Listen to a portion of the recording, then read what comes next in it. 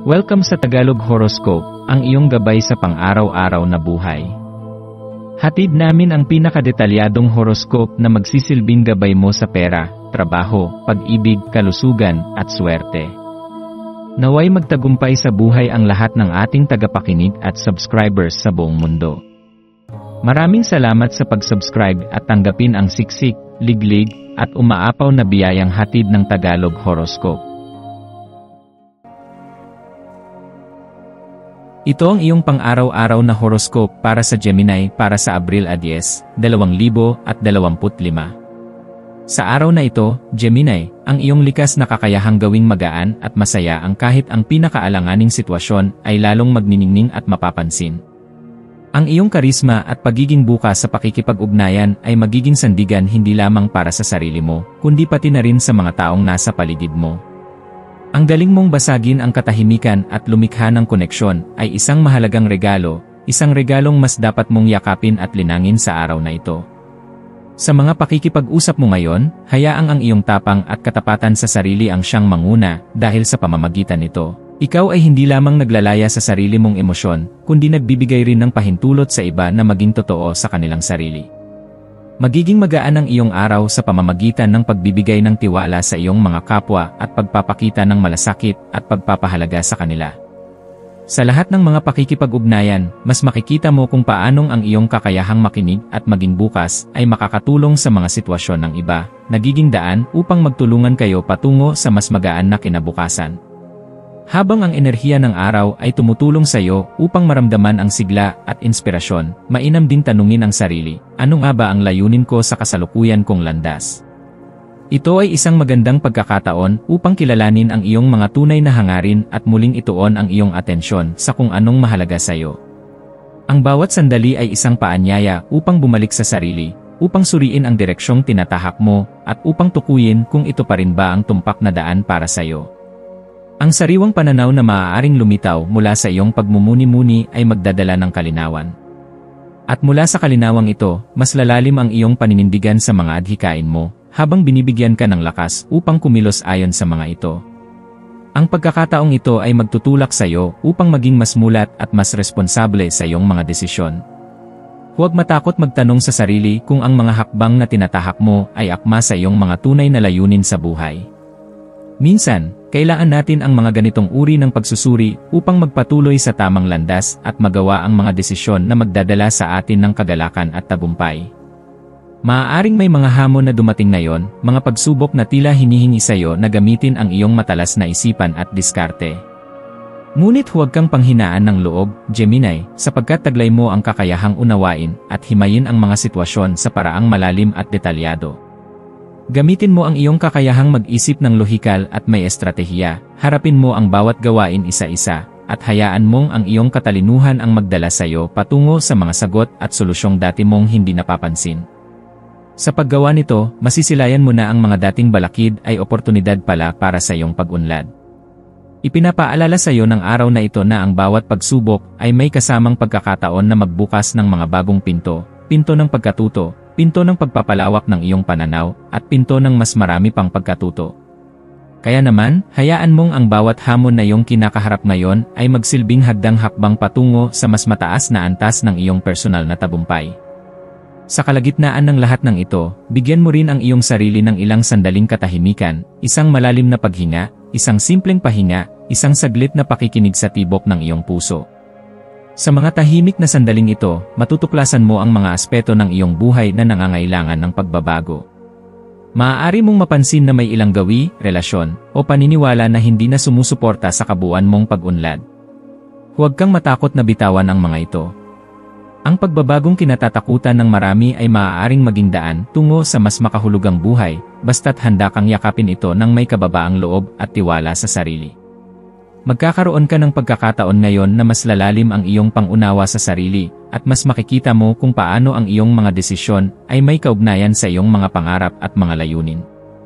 Ang iyong kakayahang magbigay ng oras sa iyong sarili upang magmuni-muni ay magbibigay daan sa mga pagbabago at pagpapabuti sa iyong buhay. Ang araw na ito ay hindi lamang tungkol sa mga gawain, kundi pati na rin sa pagninilay, pagdama, at pagtanggap. Magsilbing ilaw ang iyong intensyon sa lahat ng iyong ginagawa. Sa bawat hakbang mo ngayon, itanong mo sa sarili, ginagawa ko ba ito dahil ito ang tunay kong nais? Sa pagyakap mo sa kapangyarihan ng intensyon, mas magkakaroon ng saysay ang iyong mga desisyon, at mas magiging malalim ang koneksyon mo sa iyong layunin sa buhay. Ang araw na ito ay isang magandang pagkakataon upang magtanong sa sarili kung nasaan ka sa iyong paglalakbay. Huwag matakot na magbigay ng pansin sa mga aspeto ng iyong buhay na hindi mo pa ganap na naipapakita ang iyong buong potensyal. Dahan-dahan, unti-unti, magsisimula mong maramdaman na ang mga bagong hakbang ay nagdadala ng mas maraming pagkakataon para sa personal na tagumpay. Sa larangan ng emosyon, ang araw na ito ay maaaring magbigay ng liwanag sa iyong panloob na damdamin. Maaari mong maramdaman na mas bukas ka ngayon sa pagproseso ng mga emosyon, mga takot, pagdududa, pag-asa, at pagmamahal. Bigyang puwang ang mga emosyong ito. Huwag mo silang itaboy. Sa pagtanggap mo sa kanila, mas mapapalalim mo ang ugnayan mo sa sarili, at mas madarama mong buo ka kahit pa may mga aspeto ng iyong pagkatao na hindi mo paganap na nauunawaan. Ang pagiging tapat sa iyong mga damdamin ay magbibigay daan sa higit na kalinawan. Habang natututo kang tanggapin at yakapin ang lahat ng bahagi ng iyong sarili, mas magiging maligaya ka at mas magiging buo ang iyong pagkatao. Sa aspeto ng pakikipagrelasyon, lalo kang magniningning bilang isang inspirasyon. Ang iyong kakayahang makinig, magpatawa, at magbigay ng lakas ay magiging mahalagang sandata upang lalong mapalapit sa mga taong mahalaga sa iyo. Kung may hindi pagkakaunawaan o lamig sa isang relasyon, ngayon ay magandang araw upang simulan muli ang komunikasyon, hindi bilang pagsisisi, kundi bilang hakbang patungo sa paghilom. Maging bukas sa pakikipag-usap at hayaang ang katotohanan at kabutihang loob ang mamayani. Ang iyong malasakit sa iba ay magsisilbing gabay para sa kanilang mga emosyonal na pangangailangan, at ito ay magbubukas ng mas marami pang oportunidad upang mapatatag ang relasyon at magkaroon ng mas malalim na koneksyon sa mga taong mahal mo. Sa larangan ng karera, mararamdaman mong ang iyong talino at pagkamalikhain ay lalong lumalalim. Makikita mong mas mabilis kang makaisip ng solusyon sa mga problema.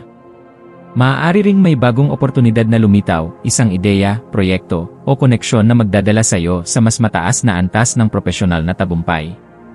Huwag palampasin ang mga ganitong pagkakataon. Ang pagkilos ngayon ay maaaring magbukas ng pinto sa mga tagumpay sa hinaharap. Ang bawat hakbang ay makakatulong sa iyo upang magsimulang maglatag ng mga konkretong plano para sa mas matibay na pundasyon ng iyong karera. Tiwala ka sa iyong kakayahan na makaharap ang mga bagong hamon at magtagumpay dito.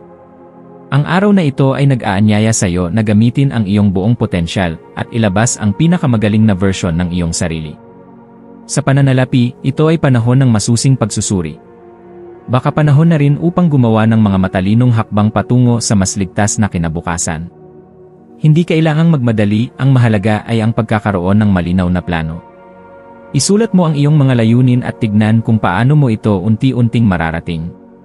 Kahit maliliit na hakbang ay mahalaga, sapagkat bawat isa sa mga ito ay bahagi ng mas malaking larawan. Kung kailangan mong gumawa ng mga pagbabago sa iyong pamamahala sa pera, gawin ito ngayon. Ang pagiging responsable sa iyong mga gastusin at pagpaplano ng mga susunod na hakbang ay magdadala sa iyo ng mas maraming pagkakataon upang magtagumpay sa hinaharap. Ang maswerteng kulay mo para sa araw na ito ay berde, sumisimbolo ng pag-unlad, kaginhawaan, at kalusugan. Magsuot ka ng damit o bagay na may kulay berde upang maramdaman mo ang sariwang simula at muling pag-usbong ng iyong enerhiya. Ang maswerteng numero mo ay 7, 14, at 31, mga bilang na maaaring magdala ng positibong enerhiya kung maisasama mo sa mga desisyong gagawin mo ngayon. Ang maswerteng gawain mo ay ang pagsusulat sa iyong journal tungkol sa iyong mga pangarap, layunin, at pasasalamat. Sa pamamagitan nito, mas lalalim ang koneksyon mo sa iyong sarili, at mas magiging malinaw ang mga dapat mong hakbangin sa mga susunod na araw.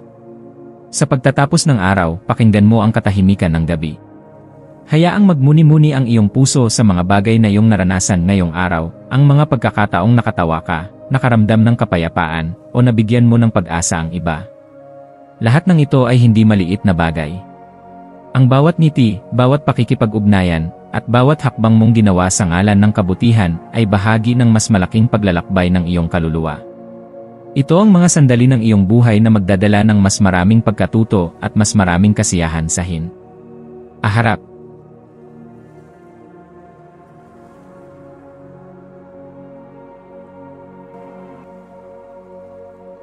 tayo ay magkaroon ng kaunting sandali upang ipagdasal ang lahat ng mga dalangin ng ating mga subscribers, na sana'y matamo nila ang kanilang mga pinapangarap sa buhay, magandang trabaho, mabuting kalusugan, payapa at masayang pamumuhay, at siksik, liglig, at umaapaw na biyaya at kayamanan. Ipinagdarasal namin ng mataimtim ang lahat ng mga komento sa nakaraang video, at hinihiling namin, Panginoon, na pagpalain mo ang ating mga subscribers ng masayang buhay sa mundong ibabaw. Maraming salamat po. Maaari kayong mag-subscribe sa aming channel na Daily Prayer, kung saan nag-a-upload kami ng pang-araw-araw na Catholic Gospel readings, reflections, at daily rosary reading para sa lahat ng misteryo ng araw. Tulungan ninyo kaming buuin ang community na ito at mag-subscribe na. Ang link ay nasa description box. Maraming salamat sa panonood ng iyong horoscope ngayon araw. Naway gabayan ka ng mga bituin sa iyong landas. Huwag kalimutang mag-like, share, at subscribe para sa iba pang cosmic na kaalaman. Hanggang sa muli, manatiling konektado sa universo.